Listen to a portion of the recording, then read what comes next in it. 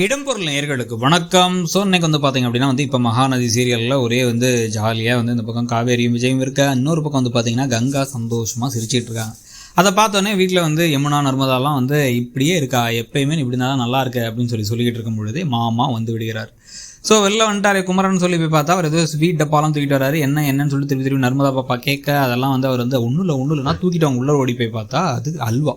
எனக்கு இது பிடிக்காது, இது ஏன் வாங்கிட்டு வந்தீங்க அப்படின்னா, உனக்காக வாங்கிட்டு வந்தாங்க அப்படின்னு நக்கலாக சிரிச்சு பாருங்கள், உங்கள் பையன் கூட இப்படி தான், குடும்பமே இப்படி தான் போல அப்படி இப்படின்னு பேசிகிட்டு இருக்க.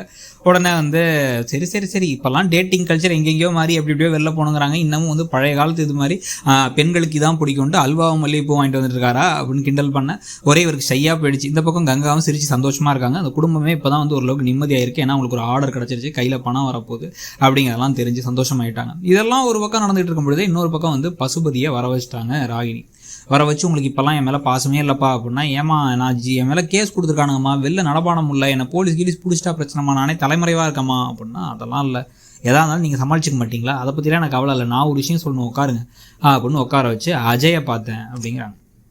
யார் அஜய்னா, உங்கள் ஃப்ரெண்டோட பையன், விஜயோட தம்பி அப்படின்னு சொல்ல என்ன விஷயம் அப்படின்னா, இல்லை அதான் அஜய் எனக்கு ப்ரப்போஸ் பண்ணான், இப்போல்லாம் நான் தான் நிவினை மறந்துடலான் இருக்கேன், அதுக்கு பதிலாக அஜயை கல்யாணம் பண்ணிக்கலான் இருக்கேன் அப்படின்னா, ஏமா லூஸ் ஆகிட்டியாமா, ப்ரப்போஸ் பண்ணால் உடனே லவ் ஒத்து கல்யாணம் பண்ணிப்பியா அப்படின்னா, இல்லை எனக்கும் பிடிச்சிருக்கு, நல்ல பையன், ஃபாரினில் போய் படிச்சுட்டு வந்திருக்கான், ப்ளஸ் இங்கேயே பார்த்தேன் அப்படின்னா அது பாதி சொத்து அவனுக்கு தான் விவரம் தெரியாமல் பேசிகிட்டு இருக்காங்க. சொத்தில் இப்போ உரிமையை காவேரிக்கும் விஜய்க்கும் தான் இருக்குது, அஜய்க்கு 10 பைசா கிடையாது, எல்லாம் இருக்குல்ல, அதனால நான் அவனை கல்யாணம் பண்ணிக்கிறேன். அது மட்டும் இல்லாமல் அப்போ தான் நான் காவேரி கூடவே இருக்க முடியும், இருந்து அப்பப்போ அவள் என்ன பண்ணுறா ஏது பண்ணுறான்னு எல்லாத்தையும் என்னால் பார்க்க முடியும் அப்படின்னா, தயவு செஞ்சு அவனை கொலை பண்ணணும்னு நீ சொன்னால் கூட எனக்கு புரியுது, ஆனால் அதுக்காக உன் வாழ்க்கையை கெடுத்துக்க வேணாம் அப்படின்னா, அஜய் நல்ல பையன் தானே, நீங்களும் எனக்கு கல்யாணம் பண்ணிக்கணும், நீங்கள் அதெல்லாம் இல்லை, எனக்கு பிடிச்சிருக்கு, நான் முடிவு பண்ணிட்டேன், எனக்கு கல்யாணம் பண்ணிக்கிறதுக்கான எல்லா ஏற்பாடும் பண்ணுங்க அப்படிங்கிறாங்க.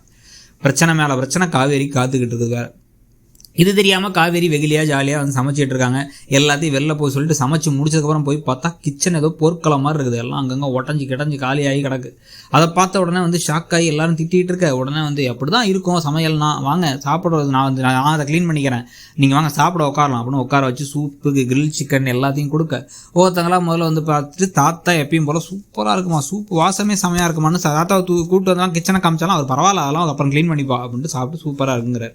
விஜயும் பரவாயில்லையே, நல்லா இருக்கே, சூப்பும் நல்லா இருக்குது, கிரில் சிக்கன் நல்லா இருக்கு, பல தடவை நான் திருப்பி கேட்காது நல்லா இருக்குங்கும் போது இவங்களும் என்ன சொல்கிறாங்கன்னா, பாட்டியும் ஓகே ரொம்ப மோசம் இல்லை அப்படின்னு பாட்டி சித்தி எல்லாம் சொல்கிறாங்க.